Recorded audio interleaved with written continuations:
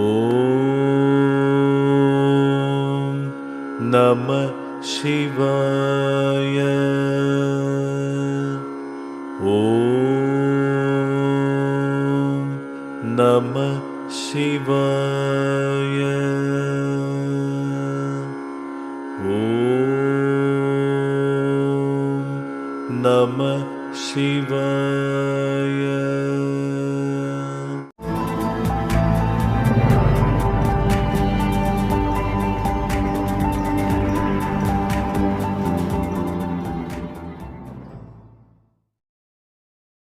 അപ്പൊ അങ്ങ് പറയുന്ന നമ്മളപ്പോ ഇങ്ങനെ 84 വയസ്സിൽ അപ്പൊ എന്നോട് തന്നെ ഒരാള് ഇത് നോക്കാൻ പോകുമ്പോ എന്നോട് പറഞ്ഞത്, ഈ കൊണ്ടുപോണ ആളെന്നെ ഇദ്ദേഹത്തിന്റെ മോനാണ്. അപ്പൊ എന്നോട് പറഞ്ഞു, ഇങ്ങനെ സാറേ ഈ ഒരു പ്രായത്തിലൊക്കെ ഇങ്ങനെ ഒരു എന്തെങ്കിലും ഇങ്ങനെ നമ്മളിങ്ങനെ വിചാരിക്കാൻ പറ്റും. ഞാൻ പറഞ്ഞു, നമ്മളെപ്പോഴും ആളുകളോട് പറയുക നിങ്ങൾ അങ്ങനെയൊന്നും ചിന്തിക്കേണ്ടെന്ന് പറയും. കാരണം എന്താ വെച്ചാൽ ഞങ്ങളിങ്ങനെ കൊണ്ടുപോയിട്ട് ഒരു ജ്യോതിഷയുടെ അടുത്ത് നോക്കിച്ചപ്പോ ഇങ്ങനെയൊക്കെ കണ്ടു. അപ്പൊ ഇനിയിപ്പോ ആ രീതിയിലൊക്കെ ആവുക സാറേ എന്നുള്ളൊരു ടെൻഷനിലാണ് അദ്ദേഹം ചോദിക്കുന്നത്. അപ്പൊ ഞാൻ പറഞ്ഞാ, നിങ്ങൾ അങ്ങനെയൊന്നും ചിന്തിക്കണ്ട, നമ്മൾ വന്ന് നോക്കട്ടെ.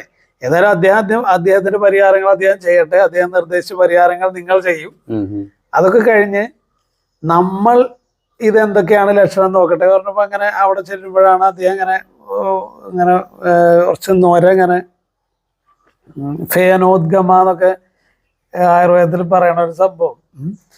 അപ്പൊ ഇങ്ങനെ ശ്രവിക്കണ പോലെ, ഇവിടെ നമ്മുടെ സാധാരണ ഭാഷയിൽ കേനോലിക്കുക എന്നൊക്കെ പറയണ അങ്ങനെ. പിന്നെ അതേപോലെ കൈ ഇങ്ങനെ ഒരു ചെറിയ കൈ കൊണ്ട് ഇങ്ങനെ കണക്കെടുക്കണ പോലെ, അപ്പൊ പഴയ കണക്കുകളൊക്കെ ഓർത്ത് ഇങ്ങനെ എടുക്കുന്ന പോലെയൊക്കെ ഉള്ളൊരു ആക്ഷനൊക്കെയാണ്. അപ്പൊ അതുകൊണ്ടാണ് ഇവരെ ആദ്യം ഡിമെൻഷ്യയുടെ ഇതൊക്കെ ആയിട്ടാണ് അവർ കാണിച്ചതൊക്കെ. അതൊക്കെ കഴിഞ്ഞ് ഉത്തരം കിട്ടാതെ എപ്പോഴാണ് അങ്ങനെ ഒരു ഓർമ്മക്കുറവ് പുള്ളിക്കില്ല, അങ്ങനെ ഒരു വിഷയവും ഇല്ല.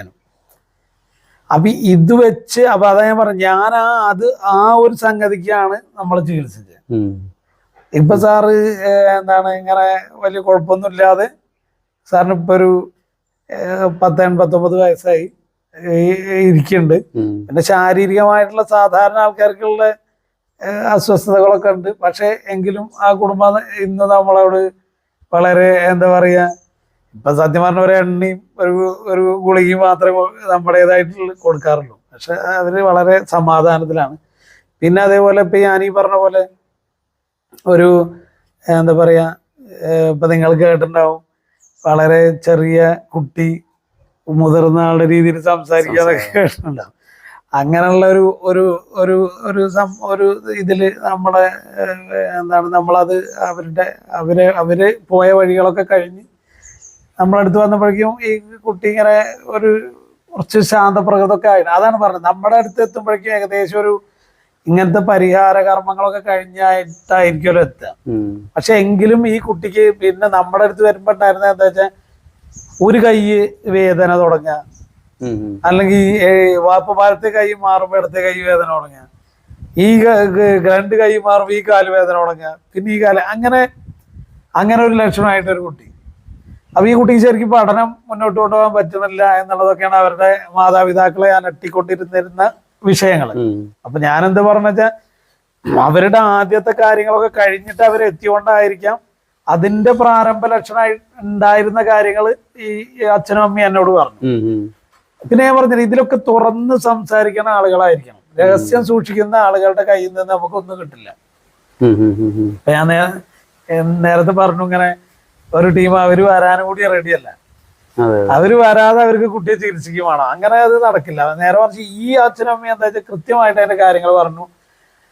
ഇവളിങ്ങനെ ഒറ്റയ്ക്ക് ഇങ്ങനെ ഇരുന്ന് മറ്റേ മുടി ഇങ്ങനെ ചിക്കും, ഇപ്പൊ നമ്മൾ പേൻ കടിക്കണ പോലെയൊക്കെ ഇരുന്ന് കാണിക്കും. പിന്നെ ചില വേറെ രീതിയിലുള്ള ആക്ഷനുകളൊക്കെ വന്നു. അങ്ങനെയൊക്കെയുള്ള അതിങ്ങനെ അഭിനയിച്ച് കാണിച്ചു തരികയാണ് ഞാൻ. എന്താ വെച്ചാൽ അങ്ങനെയൊക്കെ വലിയ ആള് പറയണ അങ്ങനെ കാര്യങ്ങളൊക്കെ കേൾക്കുമ്പോ ഇങ്ങനെ വലിയ കാരണവന്മാരൊക്കെ പറയണ ആ ശൈലിയിൽ വന്നു. പിന്നെ ഇങ്ങനെ ഒറ്റയ്ക്ക് ഇരുന്ന് എപ്പോഴും അങ്ങനെയൊക്കെ കാണിക്കുക. അങ്ങനെയൊക്കെ അതൊക്കെ ഇവിടെ വരുന്നതിന് മുമ്പ് എന്താണ് ജ്യോതിഷീനെ കാണുമ്പോഴും പരിഹാര കർമ്മം ചെയ്യുന്നതിന് മുന്നായിട്ടുണ്ടായിരുന്നു. ഇവിടെ എത്തിയപ്പോ അതൊക്കെ തീർന്ന് ഈ വേദനകൾ ഇങ്ങനെ വരിക, അവിടെ ഇവിടെ വേദനിക്കുക എന്നുള്ളതായിരുന്നു ഇവിടെ വന്നത്. അപ്പൊ നമ്മളെന്താ വെച്ചാൽ അതിന്റെ ഒപ്പം നമ്മൾ ഇവിടെ ചെയ്യുന്ന ചില ശൈലി ചില കാര്യങ്ങളൊക്കെ ഉണ്ട്. അപ്പൊ അതെന്താ വെച്ചാൽ അത് ഞാനായിട്ട് ഡെവലപ്പ് ചെയ്ത്, അതാണ് ഇപ്പൊ സാറ് ഇപ്പൊ പറഞ്ഞില്ലേ ചില ആ ഭാഗം സാർ ഇങ്ങനെ പെരിഫറലായിട്ട് പറയണത് ചില നിഗൂഢ തലങ്ങളുണ്ടെന്ന്. തീർച്ചയായിട്ടും നിഗൂഢ തലങ്ങളുണ്ട്. കാരണം അത് ഞാനെന്താ ചെയ്യണത് എനിക്ക് തന്നെ അറിയാത്തൊരു സംഭവം ആയതുകൊണ്ട് അതങ്ങനെ ആധികാരികമായിട്ട് പറയാൻ ബുദ്ധിമുട്ടാണ്. കാരണം എന്താ വെച്ചാൽ അതെന്തുകൊണ്ടാ വെച്ചാൽ ഞാൻ എൻ്റെ ഒരു എന്താ പറയാ ഈ സാധാരണ ആളുകൾക്ക് എത്രത്തോളം മനസ്സിലാവും എന്നറിയില്ല. നമ്മൾ പുറത്തേക്ക് കാണുന്നതൊന്നും അല്ലല്ലോ നമ്മൾ അകത്ത്. അപ്പൊ ആ സംഗതി നമ്മൾ ചില എന്താണ് നമ്മുടെ പ്രാക്ടീസിൽ നിന്ന് നമുക്ക് ലഭിക്കണ ചില സംഗതികൾ കൊണ്ട് അവരുടെ ഓരോ ചക്രങ്ങളുമായിട്ട് ബന്ധപ്പെടുത്തി ചില വിഷയങ്ങൾ ചെയ്യാറുണ്ട്. അല്ല, ഞാനിപ്പോ എന്തായാലും എനിക്ക് മനസ്സിലായി, എന്തായാലും ഇപ്പൊ എത്ര പഠിച്ചാലും കുളത്ത് ചാടില്ല, ചുറ്റിനും ഓടെയുള്ള ഒരു കാര്യം മാത്രം പറയാം. അതായത് ഇപ്പൊ നമുക്ക് ഇങ്ങനെയുള്ള സങ്കീർണമായിട്ടുള്ള ഈ മാനസിക പ്രശ്നങ്ങൾ ഉണ്ടാകുമ്പോൾ ആധുനിക ശാസ്ത്രത്തിനെയാണ് പലരും ഡിപ്പെൻഡ് ചെയ്യുന്നത്. അപ്പൊ അത് തീരാ രോഗികളായിട്ട് പലരെയും ഇതുപോലെ ഒന്നുകിൽ നടതള്ളുന്നു, അല്ലെന്നുണ്ടെങ്കിൽ ഹോസ്പിറ്റലിൽ അവസാന കാലം വരെയും ഹോസ്പിറ്റലിലേക്ക് പോകുന്നു. അപ്പൊ അവിടെ നമ്മൾ ഈ താളവട്ടം സിനിമകളിലൊക്കെ നമ്മളത് അനുഭവിച്ചതാണ്. അപ്പം അതിൽ നിന്ന് പൂർണ്ണമായ ഒരു വിടുതൽ അവർക്ക് ഉണ്ടാവുന്നില്ല. കാരണം അവർ യഥാർത്ഥ കോസിനെയല്ല അവരവിടെ ചികിത്സിക്കുന്നത്. പലരും ആജീവനാന്തം ഈ യാതൊരു ഉപയോഗമില്ലാത്ത രീതിയിൽ പിന്നെന്താണ് ഒരു ഇതായിട്ട് ഒരു മുറിയിൽ ഭ്രാന്തൻ വേലായുധൻ ഇപ്പൊ MD പോയ കാലഘട്ടത്തിൽ നമ്മൾ അതും അനുസ്മരിക്കുകയാണ്. അപ്പൊ ആ ഒരു കഥാപാത്രമായിട്ട് പോകുന്നത്. എന്നാൽ ഇതിന്റെ ഈ ഒരു കോസ് ഇങ്ങനെയുള്ള ചില കാര്യങ്ങളുണ്ട് എന്നുള്ളത് സത്യം തന്നെയാണല്ലോ. തീർച്ചയായിട്ടും അങ്ങനെയുള്ള ഇൻഫ്ലുവൻസ് അടുത്ത് വന്ന ഒരു കേസ് ഞാൻ പറയാം. അതെന്താ വെച്ചാൽ ഇവരുടെ കുടുംബത്തില് ഒരു സർപ്പക്കാവ് ഉണ്ടായിരുന്നു. അപ്പൊ ഇവരുടെ സർപ്പക്കാവ് അടങ്ങിയ ഈ സ്ഥലം ഇവരുടെ അച്ഛന് പൈതൃക സ്വത്തായിട്ട് കിട്ടുകയാണ്. അപ്പൊ ഇവര് സത്യത്തിൽ എൻ്റെ അടുത്ത് വരണത് മറ്റേ ഈ ഇതില് ഏറ്റവും ചെറിയ അനിയൻ പുള്ളിക്ക് കുട്ടികളില്ല എന്ന് പറഞ്ഞിട്ടാണ് ഇവര് വരണത്. അങ്ങനെ ഈ നമ്മളിങ്ങനെ പിന്നെ ഞാൻ അത് എങ്ങനെ സാറിന് എന്നെ അറിയാത്ത ആളോടോ അല്ലെങ്കിൽ പ്രേക്ഷകരോടോ നമുക്ക് അത് എങ്ങനെ പറയേണ്ടത് നമുക്ക് നിശ്ചയമില്ല. കാരണം എന്താ വെച്ചാൽ നമുക്ക് അങ്ങനെ മുന്നിലിരിക്കുമ്പോൾ അങ്ങനെ അറിയാം, എന്തോ ഒരു സംഗതി അങ്ങനെ അറിയാൻ പറ്റും. അപ്പൊ നമ്മളായിട്ട് അങ്ങോട്ട് ചോദിച്ചതാണ്, നിങ്ങളുടെ വീട്ടിൽ ആർക്കെങ്കിലും മാനസിക പ്രശ്നങ്ങളുണ്ടോ? അപ്പോഴാണ് പറഞ്ഞത് ഇങ്ങനെ 10-20 വയസ്സുള്ള സമയത്ത് മൂത്ത ചേച്ചിക്ക് ഇഷ്യൂ ഉണ്ടായി. അതേപോലെ അമ്മയ്ക്ക് ഇടയ്ക്കൊരു ചെറിയൊരു സ്ലിപ്പിംഗ് സംഭവം ഉണ്ടായിരുന്നു. പിന്നെ ഈ ചേച്ചിയുടെ കുറച്ച് ക്രോണിക്കായി.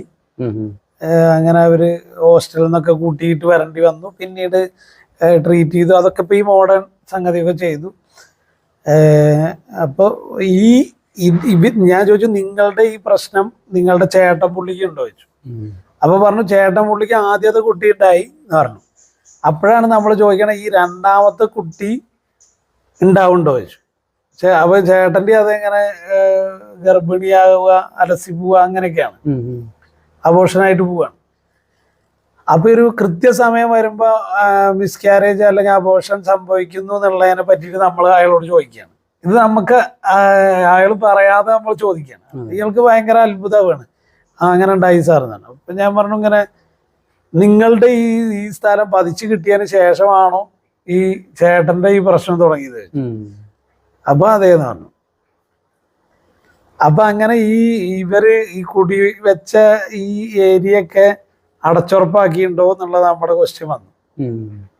അതും അങ്ങനെ മറ്റേ തുറന്നാണോ അമ്പലാക്കിയിട്ടുണ്ടോ എന്നൊക്കെ ചോദിച്ചു. അപ്പൊ അങ്ങനെ ചില ചോദ്യങ്ങൾ നമ്മളിൽ നിന്ന് വരുമ്പോൾ അവരുടെ ഉത്തരങ്ങളിൽ നിന്നാണ് നമുക്ക് ഈ പലതും ലഭിക്കുന്നത്.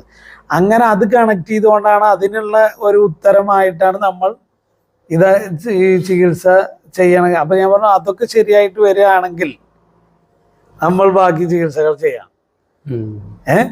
അപ്പൊ ഇങ്ങനെ അപ്പോഴും ഇവര് ഈ മാനസിക പ്രശ്നമുള്ള പെങ്ങളെ നമ്മളെടുത്തേക്ക് കൊണ്ടായിരുന്നു അവര് റെഡിയല്ല എന്നാണ് ഞാൻ ഇപ്പൊ സാറിനോട് പറഞ്ഞത്. അപ്പൊ എന്താ വെച്ചാൽ അവരുടെ ഈ കുട്ടികൾ ഇല്ലാത്ത കാരണം മാത്രമേ പറയുന്നുള്ളൂ. അങ്ങനെ ആളുകൾ കുറെ ഇത് ഗോപ്യമാക്കി വെക്കുകയാണ്.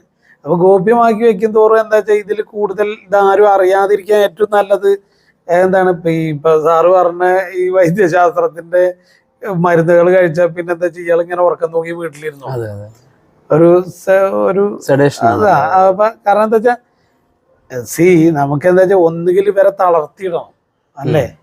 അവര് നമ്മൾ കുറ്റം പറയില്ല. കാരണം എന്താ വെച്ചാൽ വേറെ ഇവരെ എന്ത് ചെയ്യും? ഇവര് പരാക്രമങ്ങളായിട്ട് പൊതുസമൂഹത്തിന് നാശം സംഭവിക്കാതിരിക്കാനും കൂടിയാണ് എന്താണ് മോഡേൺ സയൻസ് അങ്ങനത്തെ മരുന്നുകൾ കൊടുത്ത് ഇവരെ ടോട്ടൽ സൊല്യൂഷൻ അതെ, ആ സൊല്യൂഷൻ ഇല്ലാത്തത് കൊണ്ട് ഇവരെങ്ങനെ ചെയ്യണം. പക്ഷെ നമ്മുടെ കാഴ്ചപ്പാടിൽ അല്ലെങ്കിൽ എൻ്റെ ഒരു പ്രാക്ടിക്കൽ അപ്രോച്ചിൽ ഞാനിതിനൊക്കെ കാണുന്നത് എന്താ വെച്ചാൽ ഇത് പുറകിൽ ആരോ നിന്ന്, അല്ലെ? അങ്ങനെയല്ല. ഇപ്പൊ നമ്മൾ നടക്കണത് ഇരിക്കണതൊക്കെ നമുക്ക് തോന്നുകയാണ്. സാറിന് ഇപ്പോൾ തോന്നിയിട്ടാണ് സാർ ഇങ്ങോട്ട് വന്നത്, ഇനിയിപ്പോ സാറിന് തോന്നിയിട്ടാണ് അങ്ങോട്ട് പോണത്. അപ്പൊ ഇതെല്ലാം മനുഷ്യ മനസ്സിനെ തോന്നലുകളെ ഇവിടെ നിരൂപിച്ച് കാണിക്കാൻ എന്തൊരു ശക്തി നമ്മളിൽ പ്രവർത്തിക്കുന്നത്. അതിനെയാണ് ഒരു ആളുകൾ ഈശ്വരനോ അല്ലെങ്കിൽ പോസിറ്റീവ് എനർജിന്നോ അല്ലെങ്കിൽ ഇനി ദൈവമില്ലാന്നോ ഞങ്ങൾ തന്നെയാണ് ചെയ്യണമെന്നോ എന്ത് പറഞ്ഞാലും ഇയാളുടെ ഉള്ളിൽ എന്തോ ഒരു വൈബ്രേഷൻ വന്നിട്ടാണ് ഇയാളതൊക്കെ ചെയ്യണത്, അല്ലേ? അപ്പൊ ആ ചെയ്യണ സംഗതിനെ അയാൾ ബഹുമാനിക്കുന്നുണ്ടെന്ന് ഉറപ്പാണ്. ഒരു ഏത് യുക്തിവാദിയാണെങ്കിലും അയാളുടെ ഊർജത്തെങ്കിലും ബഹുമാനിക്കണ്ടല്ലോ. അയാളെ ഊർജത്തെ ബഹുമാനിക്കണമെങ്കിൽ അയാൾ സ്വാഭാവികമായിട്ടും ജഗന്നിയന്താവിനെ ബഹുമാനിക്കുന്നുണ്ടെന്നാണ് ഞാൻ വിശ്വസിക്കുന്നത്. കാരണം അയാളെ ഊർജത്തെ വിശ്വസിക്കുന്ന പറഞ്ഞാൽ ആ ഊർജം എവിടെ നിന്ന് വന്നു എന്നുള്ള ഒരു ക്വസ്റ്റ്യൻ വരണ്ടേ? എളുപ്പമാണ്. അതാണ്. അപ്പൊ ഇത് കൃത്യമായിട്ട് നമ്മൾ നമ്മുടെ ചികിത്സയിൽ ഇവർ പറയുന്ന കാര്യങ്ങളിൽ നിന്ന് നമ്മൾ പിടിക്കാറുണ്ട്. ആ ചില ചോദ്യങ്ങളിലൂടെ നമ്മൾ അതിലേക്ക് എത്താറുണ്ട്. അതിലേക്ക് എത്തുമ്പോൾ അതിന്റെ പരിഹാരം ചെയ്തിട്ട് വരൂ എന്ന് നമ്മൾ പറയാം.